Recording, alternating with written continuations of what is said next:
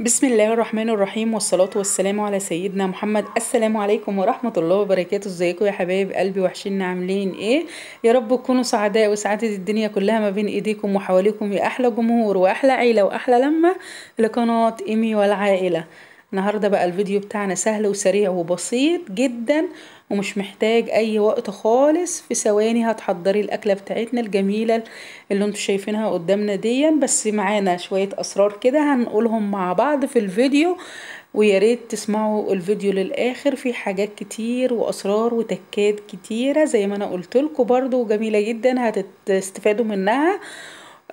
اول حاجة، يلا بينا نتعرف على الفرخة بتاعتنا الجميلة دي او الاكل بتاعنا الجميل الشهي ده اتعمل ازاي. بس قبل ما نخش في الوصفة ونخش في تفاصيلها، يا ريت اشتراك ولايك وكومنت يا احلى متابعين واحلى مشاهدين لقناة ايمي والعائلة. معايا بإذن الله هتشوفوا كل جديد.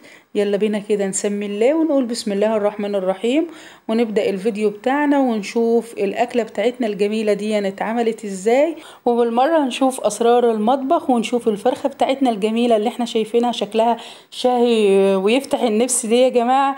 الحشوة بتاعتها كانت ازاي؟ الحشوة بتاعتها خلطة سرية هقول لكم عليها حالا دلوقتي. يلا بينا نبدأ الفيديو ونسمي الله ونقول بسم الله الرحمن الرحيم ونشوف اول خطواتنا كانت ايه. طبعا انا عندي هنا فرختين، هم حوالي 3 كيلو ونص او 4 كيلو. الفراخ اللي قدامي دي يا جماعة فراخ وزارة. طبعا كده زي ما انتم شايفين. انا على فكرة بشيل الجلد بتاع الفراخ تماما. ازاي يأمن ان انت هتحشيها وبتشيلي الجلد بتاعها؟ ايوه انا بحب ان انا اشيل الجلد بتاعها. اللي متابعني يا جماعة من زمان يعرف ان انا بشيل الجلد بتاع الفراخ، لان هو اللي بيبقى مليان امراض وانا مش بحبه خالص. يلا بينا بقى كده نشوف اول حاجة هنحطها ايه.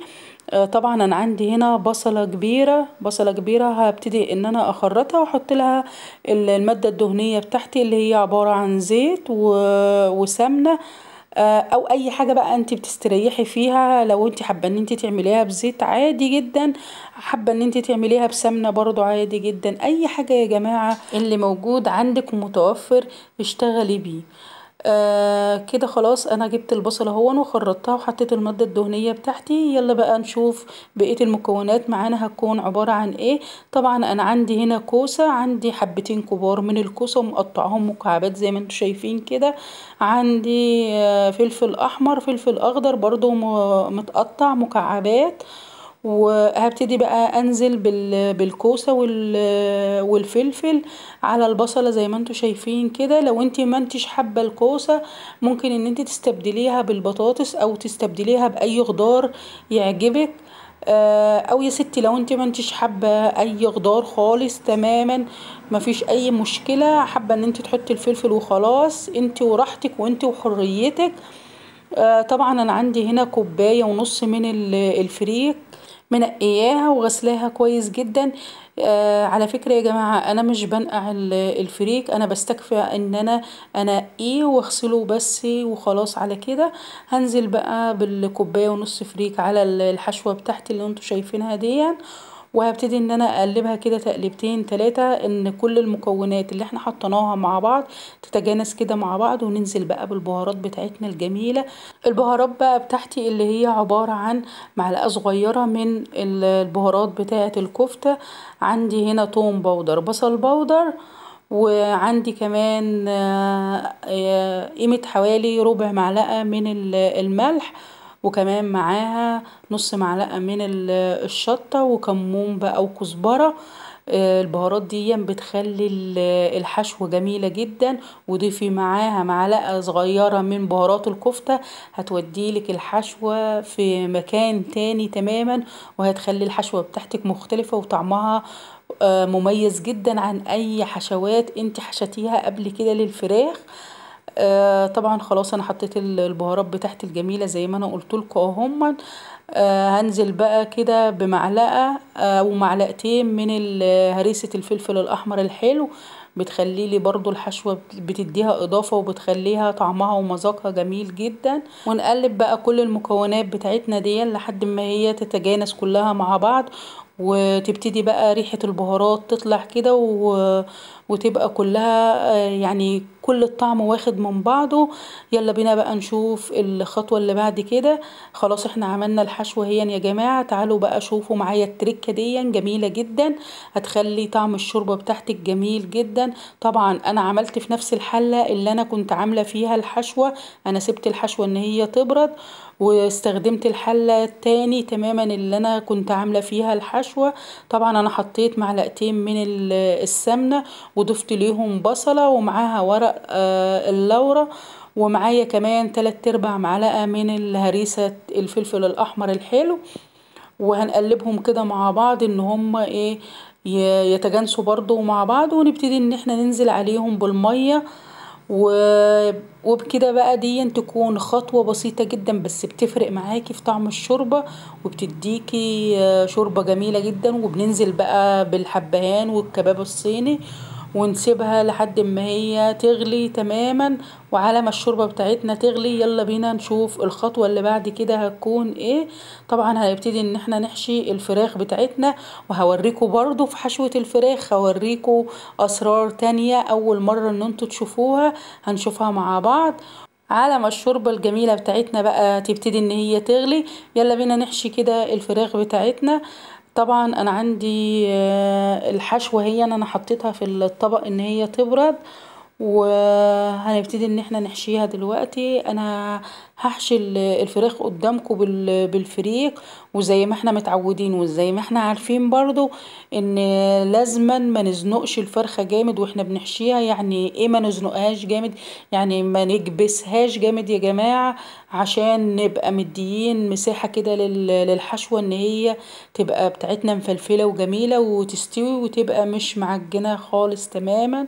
زي ما انتوا شايفين دلوقتي انا بحشي الفرخة اهو.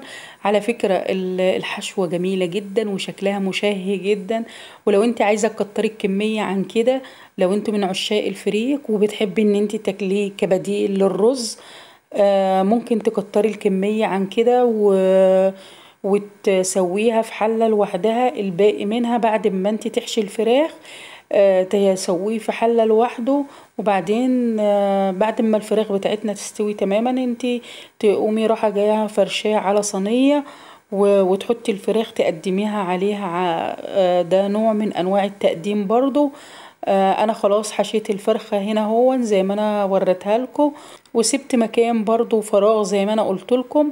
ابتديت ان انا اسد الفتحة بتاعة الفرخة بحلقتين كبار من البصل، وهي دي كانت التركة الاولانية لينا. يلا بينا بقى نتعرف على تاني خطوة.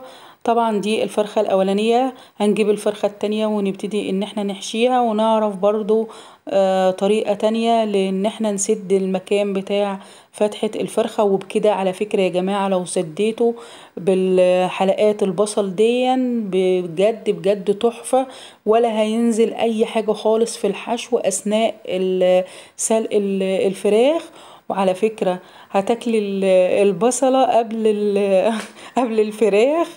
فيلا بينا بقى نشوف التركة التانية هتكون عبارة عن ايه. انا اول حاجة عندي طبعا البصل، وزي ما انا قلتلك برضو انت ممكن تخزنيها في الفريزر، بس انا منصحش ان انت تخزني اللي هي مقفولة بالبصل. لو انت عايزة خزني اللي هي مقفولة بالفلفل، عشان بس البصل ما احنا عارفين ان هو لما بيقعد فترة بيعمل ريحة وكده. ف يعني نصيحة مني اعملي اللي هي بالفلفل لو انت عايزة تخزنيه. طبعا انا سددت اللي هي بالفلفل اهيا، وان كان بالفلفل او بالبصل استحالة ان ينزل اي حاجة من الحشو خالص، وجربيها وعلى ضمانتي وبجد بجد هتعجبك جدا. يلا بقى كده ننضف حوالينا عشان البنوتات الحلوين الصغيرين اللي بيتفرجوا علينا يعملوا زينا تماما. وعلى ما الشوربة بتاعتنا تغلي انا حابة ان انا اتكلم معاكم شوية برضو. على فكرة ما تخافوش ان انتوا تشيلوا الجلد بتاع الفراخ. هتقولوا ان الحشوة مش يعني هتخرج بره وكده، لا والله صدقيني الحشوة ولا هتخرج بره ولا اي حاجة خالص. بس يا جماعة انا بحب ان انا اشيل الجلد ده تماما، لان زي ما انا قلت لكم ان دي فراخ وزارة، فبتبقى واخدة هرمونات كتير، فالهرمونات دي بتتكون تحت الجلد. فعشان كده انا بحب ان انا اتخلص منه تماما. وهوريها لكم برضو بعد ما تستوي، وهوريكم ان مفيش اي حاجة من الحشوة خرجت بره الفرخة خالص. طبعا انا هحط ايه فرخة واحدة، لان احنا نفرين اتنين، والفرخة التانية طبعا انا هحطها في الفريزر. وحبيت ان انا اخزن زي ما انا قلتلكوا اللي هي بالفلفل، اللي هي محشية بالفلفل. كده الفراخ بتاعتي على ما بال ما تستوي. يلا بينا نشوف الخلطة اللي احنا هنعملها مع بعض، علشان طبعا ندهن بيها الفراخ اول ما تستوي وندخلها الفرن. عندي هنا معلقة كبيرة من هريسة الفلفل الاحمر الحلو، وطبعا بحط عليها معلقتين كبار من الزيت، بحط عليها توم باودر، بصل باودر، حوالي كده ربع معلقة صغيرة من الملح، عليهم كمان حبة فلفل، وكمان سنة كزبرة ناشفة. وبقلب كل المكونات اللي انتوا شفتوها دي مع بعض. اقول لكم كمان تاني مرة الخلطة اللي احنا هندهن بيها عبارة عن معلقة كبيرة من هريسة الفلفل الأحمر الحلو، عليها طبعا توم باودر، بصل باودر، حبة فلفل، عليها ربع معلقة صغيرة من الملح، معلقتين كبار من الزيت، حابة تستبدليهم بسمنة مفيش أي مشكلة. ومعاهم طبعا معلقة ربع معلقة أسفة ربع معلقة صغيرة من الكزبرة الناشفة. هندينها بقى كويس جدا كده زي ما انتوا شايفينها من قدام لورا. ونحط بقى في الصينية معلقة كبيرة من السمنة، ونقوم حاطين الفرخة في الصينية وقوام على الفرن بتاع البوتاجاز، بس تحت الشواية تطلع لنا باللون الجميل اللي انتوا شايفينه ده. وايه رأيكم بقى في مج الشوربة الجميل ده؟ بجد بجد الأكلة جميلة جدا. انا حبيت ان انا اعمل معاها شوية رز بشعرية، ولو انت حابه ان انت تقدمي معاها رز ابيض، وتقدمي بقى اي حاجه انت حباها ان انت تقدميها مع الفراخ. انا حبيت بس ان انا اوريكم الاسرار والتركات اللي في الحشوه بتاعه النهارده. وحبيت ان انا برضو اديكوا تركه بسيطه كده للشوربه، عشان يبقى طبق الشوربه معاكي مختلف وطعمه جميل جدا ومميز جدا. وفي اضافه كمان انا نسيت ان انا اقول لكم عليها وانا بضيفها للشوربة، بتخلي الطعم جميل جدا وروعة. يا ريت ان انتي وانتي بتضيفي الحاجات بتاعة الشوربة، يعني المكونات بتاعة الشوربة، ضيفي معاها كمان فص من المستكة. وانتي بتحطي المعلقة الكبيرة بتاعة السمنة، ضيفي معاها فص مستكة ان هو يسيح فيها تماما. وبالإضافة الجميلة دي البسيطة الصغيرة دي بس بتفرق معاكي جدا بقى في الطعم. وده النهاردة بقى يا جماعة ده غدانا بتاع النهاردة، سهل وسريع وبسيط جدا، وشكله شهي زي ما انتوا شايفين كده. انا استكفيت وعملت معاها حبة رز بشعرية. لو انت حابة ان انت بقى تعملي معاها رز، تقدمي معاها رز ابيض، او حابة ان انت تعملي مكرونة، اللي انت حباه بقى اعمليه. انا استكفيت بالرز ابو شعرية، وعملت معاها حبة الشيبس الجمال اللي انتوا شايفينهم دول. وطبعا المج الشوربة اللي انتوا شايفينه ده، مع كمان طبق من السلطة، وبارك الله فيما رزق. كده الحمد لله والشكر لله. وبكده يكون الفيديو بتاعنا النهاردة خلاص قرب على الانتهاء. وزي ما انتم عارفين ان احنا في اخر الفيديو بنراجع مع بعض احنا عملنا ايه في بداية الفيديو. طبعا انا هقول لكم على اول حاجة اللي هي خطواتي في الحشوة بتاعة الفرخة. طبعا انا حشيت النهاردة الفراخ بتاعتي بفريك. وهقول لكم كده بسم الله الرحمن الرحيم في اول خطوة من الخطوات اللي احنا عملناها. طبعا انا خرطت بصلاية كبيرة ونزلت عليها بفلفل اخضر وفلفل احمر مقطعاه مكعبات زي ما انتوا شفتوا معايا في قلب الفيديو.